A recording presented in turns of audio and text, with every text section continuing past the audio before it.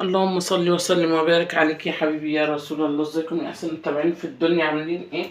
النهارده بقى هنعمل اكل شعبي كده زي ما انتم شايفين. معايا بطاطس ومعايا هنا بتنجان. تعالوا نشوف الحله دي فيها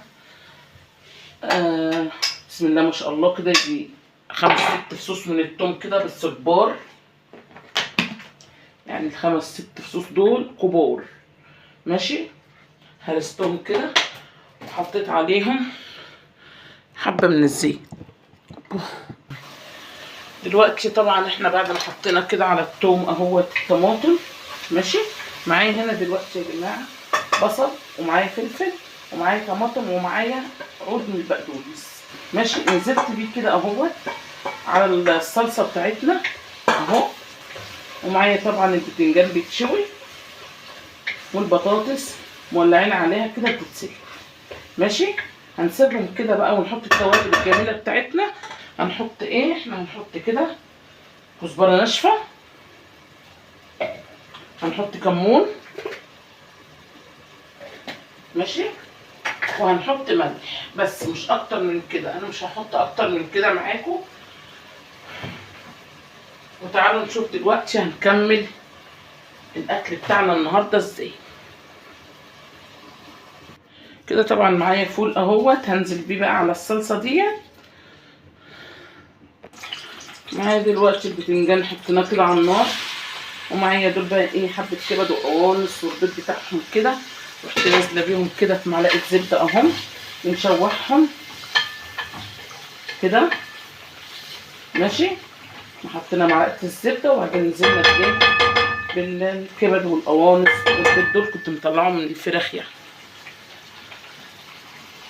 دلوقتي يا جماعه حطيت البصله اهيت على الكبد والقوانص اهي، وبنشطف بنشطف كده في البتنجان اهو. كان فاضل بتنجانتين نزلت بيهم. طبعا كده حمرنا البصلايه اهي، نزلت عليها بالخضره كده. ماشي اهو يا جماعه. ومعايا معلقه دقه اهي حطيناها كده. حطيت حمرت بصله نزلت عليها بالخضره، حطيت معلقه دقه، ومعايا هنا معلقه كزبره ناشفه كده حلوه اهي كده، ومعايا معلقه كمون اهو يا جماعه. نزلت بالبطاطس اللي انا كنت سلقاها معاكم اهي كده بالشكل ده كده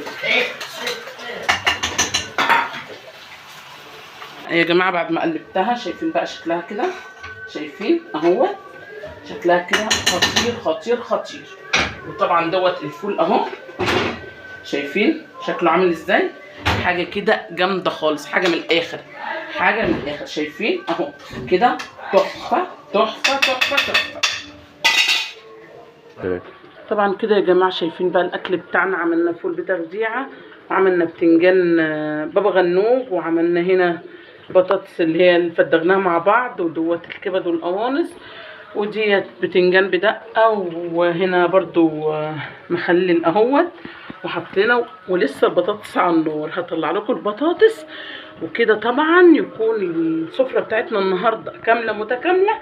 اذا عجبكم الفيديو مش تنسوا اللايك وسبسكرايب عشان يوصلكم كل جديد وجديد. ويا رب اكون بقدر اقدم لكم الجديد والمفيد، وبالهنا والشفا على قلب كل اللي شاف الاكل الجميل النهارده ده.